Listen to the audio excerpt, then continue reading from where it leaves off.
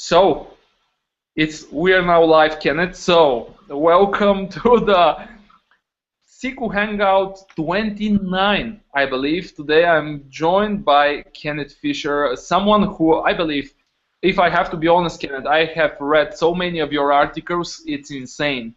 So Kenneth, tell me tell me something about you. Who is Kenneth? Let's see. SQL nerd.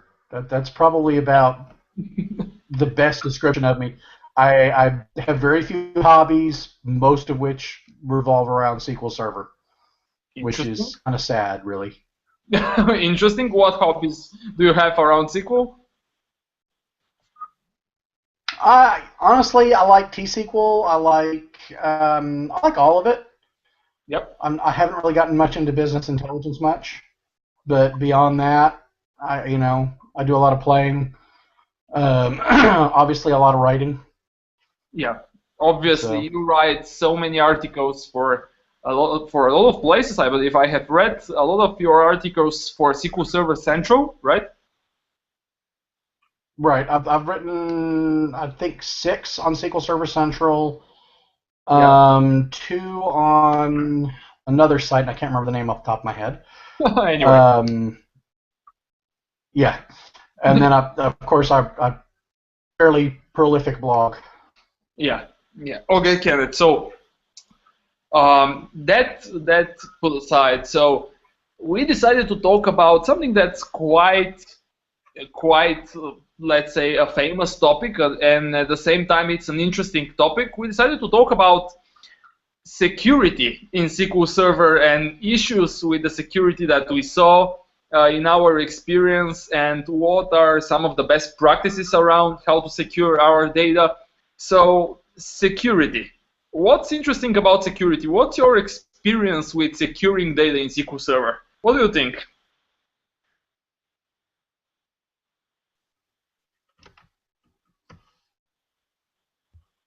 Can you hear me well?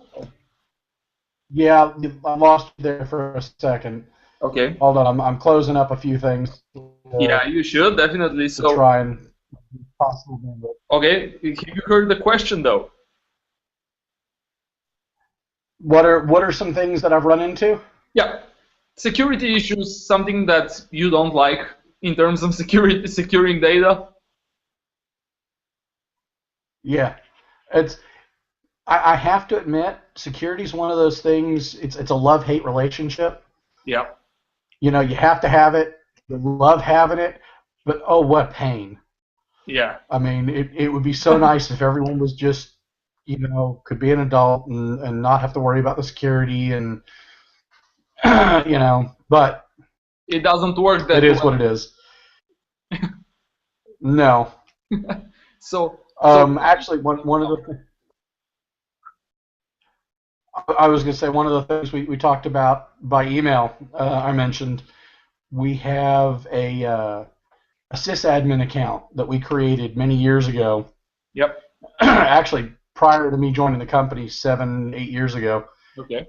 which over time it's a SQL Server authenticated sysadmin with a Okay. fairly easy password Okay. because we're lazy. Okay.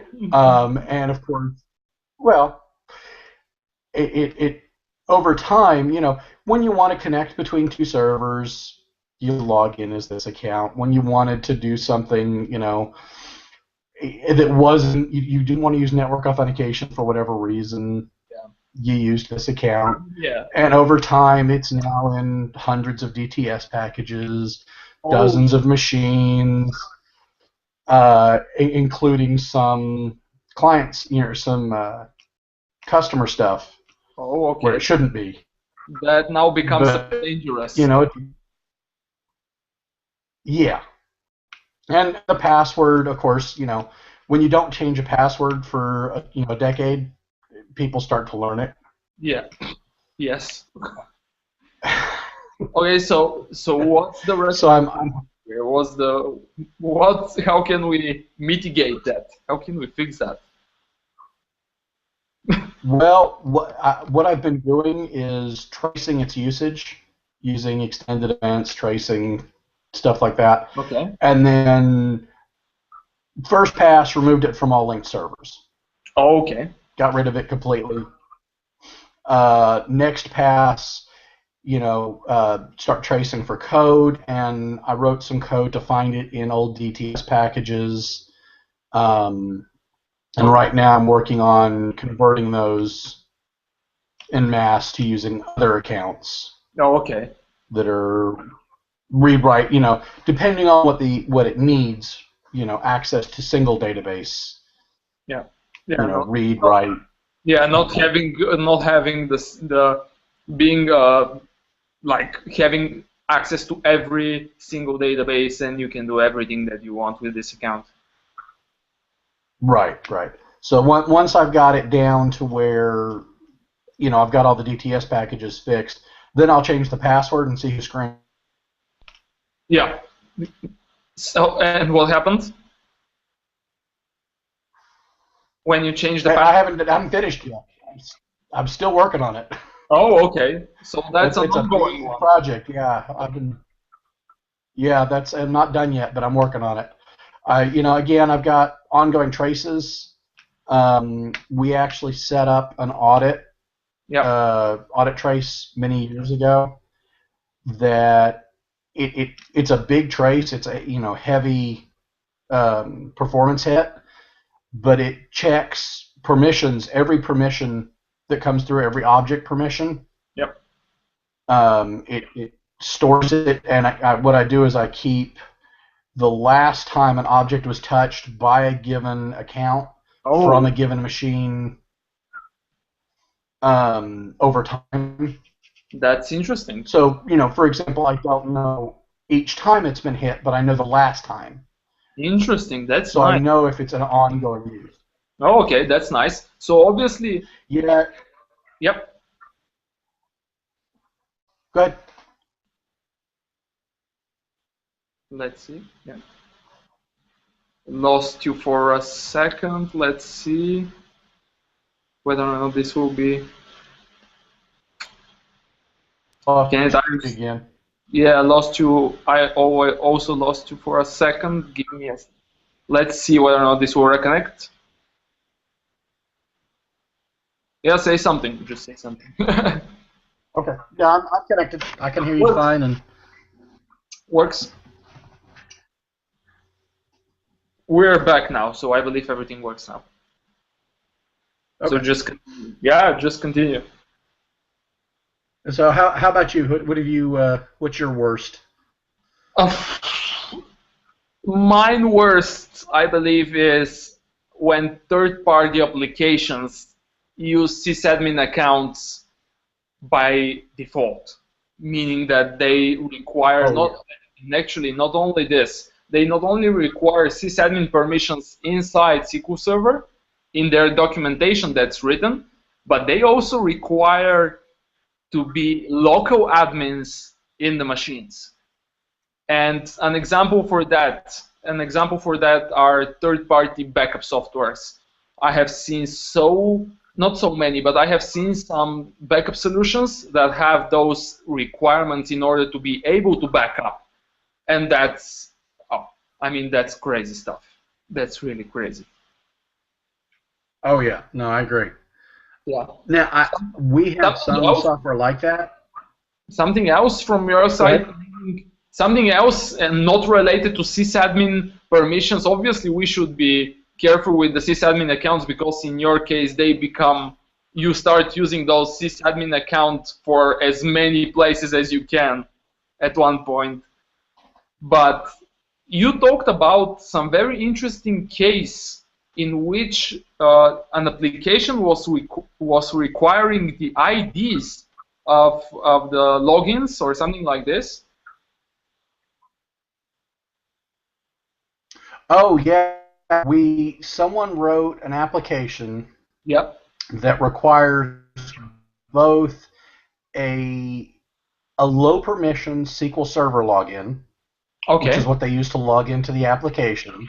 Okay. But then it also has to have an Active Directory authentication, Windows authentication. Okay. Because once you're logged in, it then uses your SQL account to go in and look at a table that gives you your permissions, and then it goes and switches you to Windows authentication. Wow. And it switches back and forth between Windows authentication and another their own account, service account basically, and it manages permissions within the application. So why it's is really that? Weird? Why is that? What's the case of this? It's honestly, I think it's one of those cases where someone started with a bright idea of let's manage the security within the application. Yeah. And it got out of hand. Yeah, could be. You know, over time, they tried to pull the SQL authenticated stuff out, but couldn't get it completely out, so they ended up with part of it being Windows authenticated, part of it being SQL authenticated, and part of it being the application. Yeah, that's crazy stuff. So, were you able to fix something there, or? We're just waiting for it to age out, basically. I mean, it's secure enough. It's limited to one set of databases on one server. Yeah. So, and they're starting to move stuff off of those applications. Yeah, good idea. So we're just gonna. A good idea. Yeah, Okay, Yep. It's not really something we have any control over. You know, it's the application teams. Yeah. And they decided that it wasn't possible for them to rewrite it properly. Okay. Yeah. Anyway, I will not comment on that. Yeah. Anyway. Yeah. So what else, except for the sysadmin and strangely written applications? What else can we see in terms of security that should at least, let's say, how can I say it? I do want to go back one thing on sysadmin. Yeah, sure.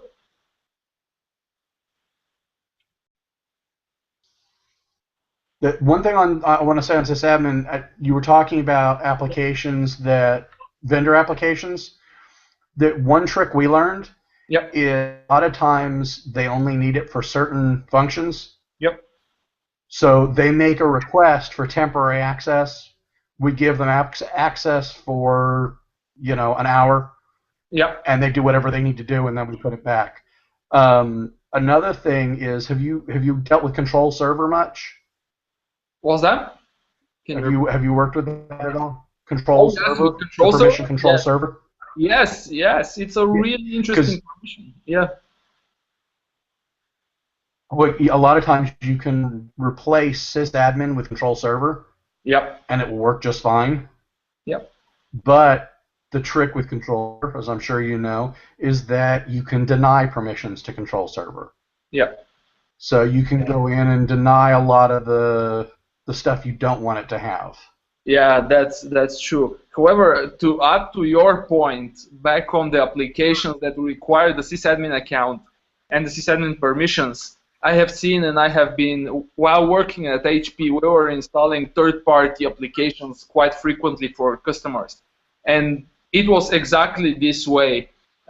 Give me sysadmin permissions for just 30 minutes during the installation process, because the application guys and the documentation are not that well written, and the application team doesn't know what permissions exactly will they need during the installation process inside SQL Server when it's creating its database and objects and etc. etc.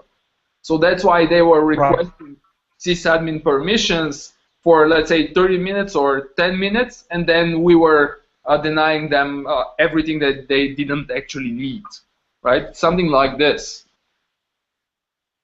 Yeah, we've done that. Yeah. And that's the best way we've found to handle it. Yes, me too. I am still, because many people say, yeah, okay, we know that you want sysadmin permissions, but we are not going to give these permissions to you. Tell me what permissions exactly do you want and do you need, but they don't know. They just don't know. The vendor doesn't provide those. and that becomes a problem. That just becomes a showstopper otherwise. Yeah. So the security tends to be a balancing act between convenience and true security. Yeah. Sometimes you just have to break the rules for a little bit, because otherwise you can't function. Yeah, that's true. So other issues you have seen somewhere? Something interesting? Something that you see a lot of time? Well, here's a trick I found. I don't know if I posted this on my blog not too long ago. Let's see. Have you ever had a case where someone says, "Hey, I need this permission, and here are these, or these 6 people need this permission." Okay. And you want to give it to an Active Directory. You want to use Windows Authentication. You want to use an Active Directory group. Yep. But you've got 6 people. You got to figure out what group they all belong to. Okay. And I found out if you use there's a system view, sys.login token. Yeah. That actually gives you with no more permission than what SQL Server will actually give you all of the groups the AD groups that you belong to. Yes, I believe. If you combine that with impersonate. Yep. If you combine that with impersonate, you can get all the AD groups that anybody else belongs to. Exactly. I believe you have written about this because, if I have to be frank, I copy-pasted that script in my library. So I believe you have written something of this. Yeah. Yeah, it's a very handy way to do it. We get a lot of that. Yeah. It's a big company, so we'll have any given person, a new hire, will have 2-3 dozen groups they belong to. Yeah. And somebody who's been there 20 years might have 50 or 60. Yeah, absolutely. Yeah, so I will point out in my blog post where I'm going to share the video. I will definitely, please send me the link, or I will try to find it, where you actually put that script for finding every single login and its domain groups, in which domain groups it is, because that's very useful. Right. A lot of people will like. You can also go the other direction and figure out how somebody has permissions. Because if you join that, you put it into a temp table and then join that to server principals. Okay. Then you get what groups they belong to that have access on the server. Yep. Also works, yeah. But the case, I believe, in my experience, the case of show me this Windows login here in our instance, in which domain groups it is, that's something that many times I needed that information, and it is not that easy to find. It's just not that easy. Right.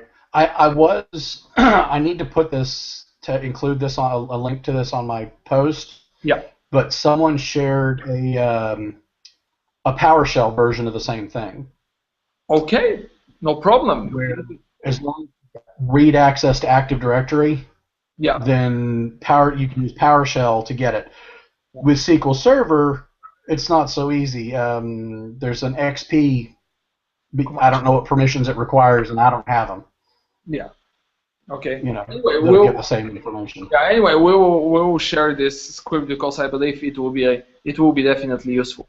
Okay. So, anything else on top of your head in terms of security? What can we recommend? Let's try to recommend something to the people who are going to see this this hangout on the web.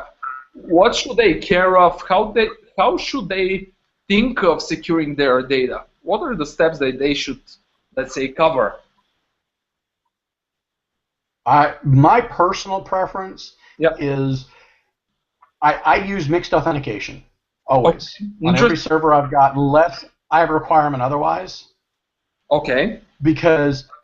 But only because we have a lot of systems that come in from our Unix side.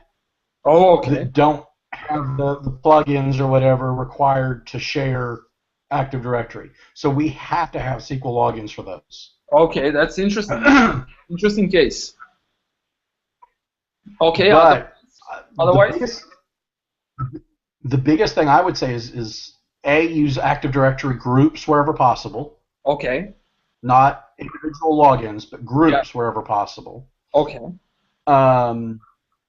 Push the security back to the people who are best at security, the security teams. Okay. If you Use have Active Directory groups. if you have Yeah, if you have one. Yeah, if you have one. Yeah. Yeah. But a lot of times, though, those security teams, they have a higher overview of the security for the company. Yeah. They know who actually owns what data. Yeah. And so they're better positioned to say who is allowed to see it. Yeah. Than, say, a DBA who's swamped already and, oh, sure, your permission, yeah, you need access to this. Yeah, your manager said, okay, done. Yeah. Yeah. So Active Directory groups wherever possible. Yeah. But that and document. Document your exceptions. There's always exceptions. Document them. That's useful. Okay. Make sure you know. Also think about. Okay. So well,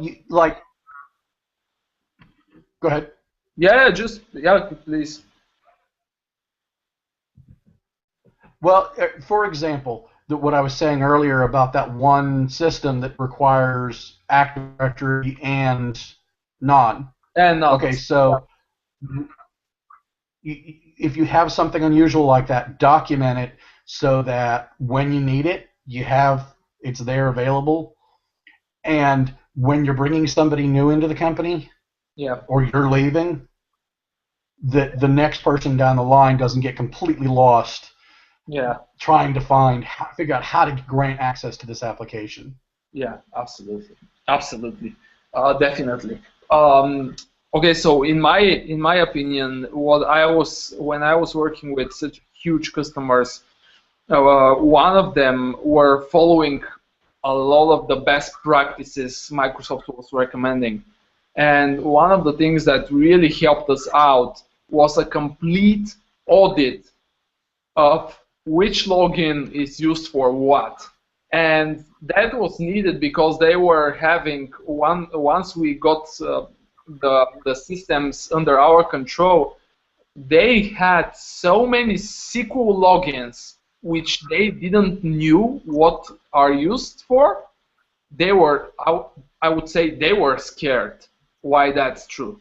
I mean, they didn't know how on every single instance they have those 15 accounts with a lot of permissions on them, and they didn't know who is using them, why they are using them. Obviously, they didn't have documentation, as you are saying, right?